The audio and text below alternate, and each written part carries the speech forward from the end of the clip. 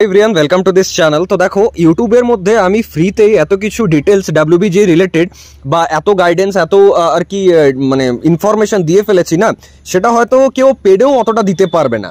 তো যাই হোক, কিছু স্টুডেন্টস ভাবছো হয়তো যে দাদা তুমি তো কাউন্সেলিং সাপোর্ট লঞ্চ করেছো, 500 ফিস রেখেছো, তো তাহলে কি তুমি শুধু তাদেরই হেল্প করবে যারা তোমাকে টাকা দেবে? না, একদমই নয়।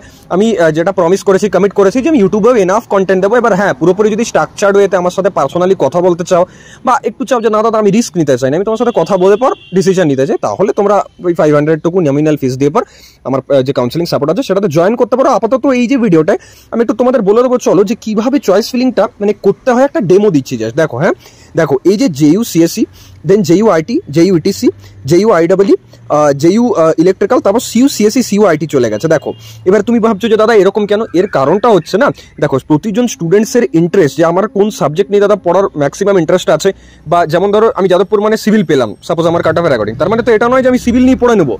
হতেই পারে যে আমার সিভিল ইন্টারেস্ট নেই, কারণ সিভিল একটা ভাস্ট সাবজেক্ট, একটা কোর সাবজেক্ট যতই হোক।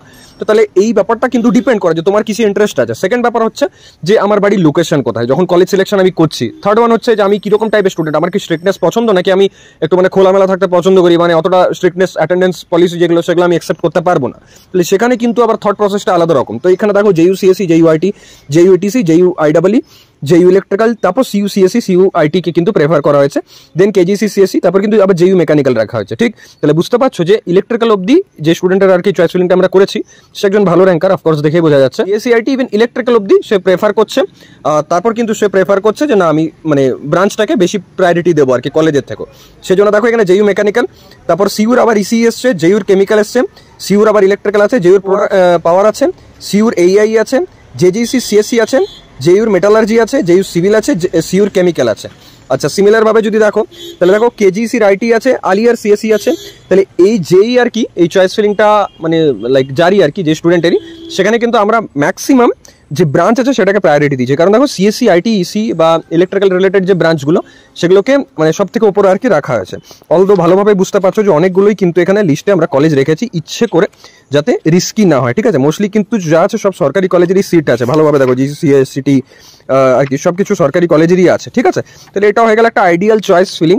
এবার মানে চয়েস ফিলিংটা এরকম নয় যাদবপুর, কল্যাণী, জলপাইগুড়ি এরকম রেখে দিলাম হয়ে গেল, এরকম নয়। অনেক কিছু ফ্যাক্টরস থাকে, তো সেটাই আমি জাস্ট মানে রিয়েলাইজ করালাম তোমাদের এই ভিডিও থ্রু।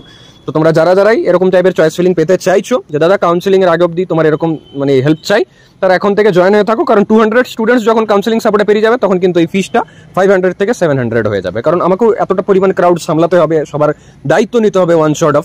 তো সেটার জন্যই এই ইনিশিয়েটিভটা। দেখা হচ্ছে নেক্সট ভিডিওতে। কমেন্ট করে জানাও যে তোমার এক্সপেক্টেড মার্কস বা র্যাঙ্ক কত। Thank you.